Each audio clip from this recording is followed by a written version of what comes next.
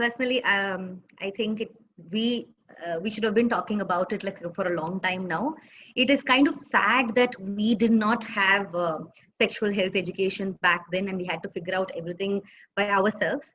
But at the same time, I would say that the need for such education has grown a lot more right now because of media influence. Because children are, in fact, I mean, okay, I think even my generation and you know going forward, children are starting to come of age quite easily, so the body is maturing earlier, and the kind of expectations and pressure on them and their bodies has grown exponentially from what I know, from where I used to be in school. And the biggest player, of course, media. And what is an idea, they kind of create a false body image, I believe, which which is there. And also they are exposed to a lot of half baked information.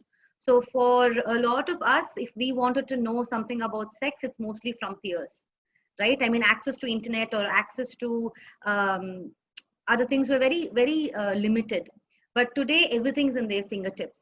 So instead of some random website or an irresponsible media or uh, a, a half-baked peer with half-baked information, instead of them giving them the knowledge about sex and sexual health, isn't it better that a responsible adult stands there, hosts them as a group, and talk, or individually, and talk to them about what sex and sexual health is, so that they are given the right information. And information is only one part of this education.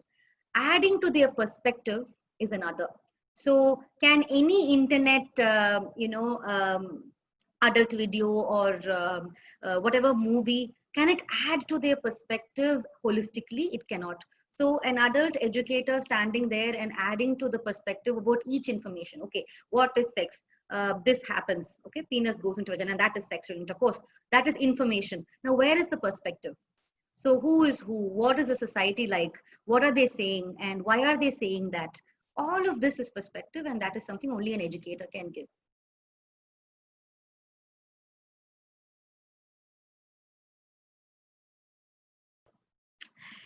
Bathroom conversations, definitely. And the one advice that I have for all the parents, if possible, is to teach them the actual names of the genitals, which we don't do. I think I learned the actual name of the genital like much later, probably when I was in college. And we always confuse between vagina and vulva for a girl. So to teach the actual name of the genital, and also to probably address that, yeah, it is different for boys, and that's why they're boys. And if they ask why is it different, my answer would be that uh, for boys and girls to grow up, their genitals play a role. And boys grow up differently, and girls grow up differently. Their bodies are different. So their genitals are also different. So you wouldn't be technically lying. You're not talking about intercourse here, but it is true, right? I mean, because the testis helps, like secretes testosterone, which basically helps a boy's body attain puberty and grow in a certain way. And the vulva as such not, but the ovaries are the ones which secrete the hormones that helps the girl mature. So just to answer that, so to keep truthful but not to probably overburden them with too much information would be my advice. But yes, it's good to address those questions. And if they come and ask you, yes.